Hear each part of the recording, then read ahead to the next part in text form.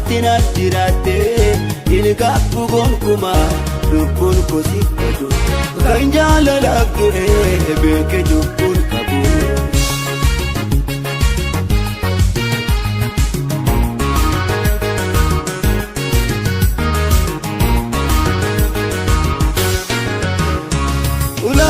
Namummaa mirgi uumamasaa yakka ta'e Oromoo ta'uusaa taaman qabeenyasaa diruun awwaalamee manna hidhaa keessaa arda'ee faca'ee maatiinsaa hiyyooma ilmaansaa qabeenya namaa saamuufi miti kaayyoon keenya biyya shororkeessuu miti qabsoon keenya. Mirga walqixxummaatti heerri keenya hangafa seera addunyaatti barsiifni keenya dukkana duudhaan ibsaa jibbaa miti hundee jaalalaan magarsaa kana keenya adeemsi siyaasa beekumsa dhugaatuuf bilisa nu baasaa beekumsaa fi qabeenyi koo biyya kootiif yoo hin taane maalli bu'aan jireenya koo hamman argu ijaan bilisoombe sabni kiyya. Anaaf dukkanumaa orma fatoon guyyaa hamman argu ijaa bilisoombe sabni kiyya.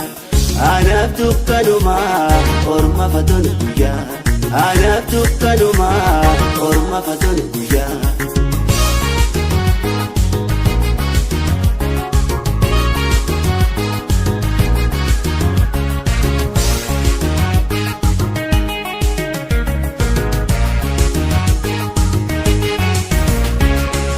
Bulee oraa Oromoon kon badu ilaalii lammiin koo akkani bareedu Oromoon komooti gabrumaan siif sabu'aatiin ajjiraatte ilkaabbu gonkumaa lubbuun kosiif edu kan jaalalaaf du'e beeke lubbuun qabu.